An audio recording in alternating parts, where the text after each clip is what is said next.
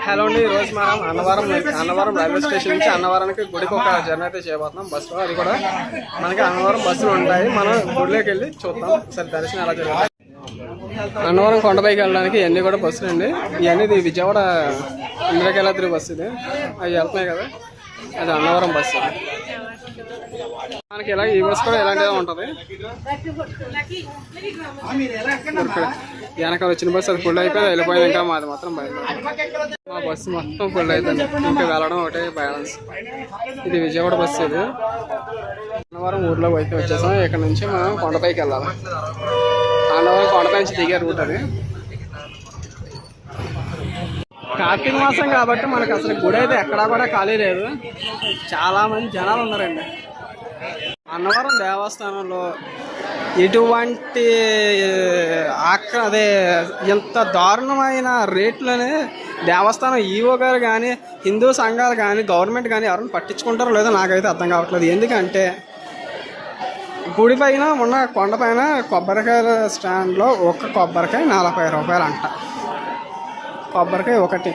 అది ఇక్కడ అదే బయట కొబ్బరికాయలు 15 రూపాయలు. అదే కొబ్బరికాయ ఇక్కడ 40 రూపాయలు.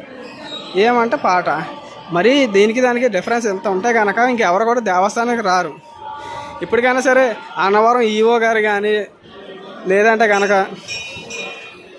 దేవస్థానానికి సంబంధించిన ప్రతి ఒక్కరు కూడా గవర్నమెంట్ కూడా దీని గురించి పట్టించుకోకపోతే కనుక హిందూ సంఘాలు అన్నీ వచ్చి ఇక్కడ ధర్నా చేయాల్సి ఉంటుంది. ఇప్పుడు ఎలాగో మీరు తిరుపతిలో ప్రక్షాళన మొదలెట్టారు.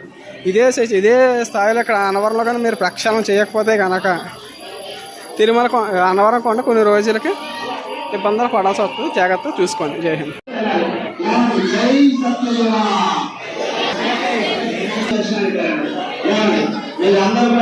సత్యనారాయణ స్వామి దేవస్థానం వ్రతాలు అయితే మాత్రం చాలా బాగా జరిగింది. బట్ మొత్తంగా ఒకటే కానీ బాధ ఏంటంటే రేట్ల విషయాలు మాత్రం కొంచెం దేవస్థానం వాళ్ళు చూసి తగ్గిస్తే బాగుంటుంది. అన్నవరంలో దర్శనం మాత్రం చాలా బేగానే అయ్యింది. కాకపోతే క్యూ లైన్లు అనేవి ఎక్కువగానే ఉన్నాయి. బట్ దర్శనం ఈరోజు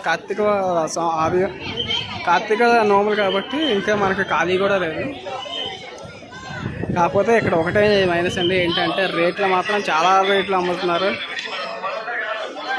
ఇక్కడ లోకల్గా ఉండే ఈవో గారు కానీ గుడి స్టాఫ్ ఎవరైనా సపోజ్ ఈ వీడియో చూస్తే కనుక దయచేసి ఈ వీడియోని మీరు ప్రభుత్వం దృష్టికి తీసుకెళ్తే కనుక ఈ గుడి యాజమాన్యం ఈవో గారు అయితే కనుక దీనిపై తగిన చర్యలు తీసుకుంటారని కోరుకుంటున్నాం. సత్యనారాయణ స్వామి దేవస్థానం ఇదంతా కూడా ఆలయ ప్రాంగణమే.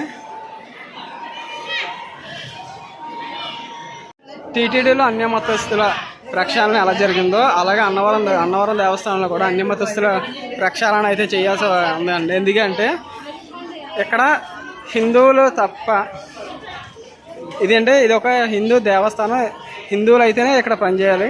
హిందువులు కాని వారిని మీరు ఇక్కడ నుంచి బదిలీ చేసి ఎక్కడికైనా ఇవ్వచ్చు. బట్ ఈ అన్నవరం దేవస్థానంలో అన్యమతస్థులకి ఎవరికి కూడా చోటు ఇవ్వకుండా చూసుకుంటే కనుక మనం దేవస్థానం వాళ్ళు ఒకటే గుర్తించుకోండి, పనిచేసే ప్రతి ఒక్కరికి కూడా బొట్టు అనేది ఇవ్వడం మంచిదనేది ప్రజా అభిప్రాయం.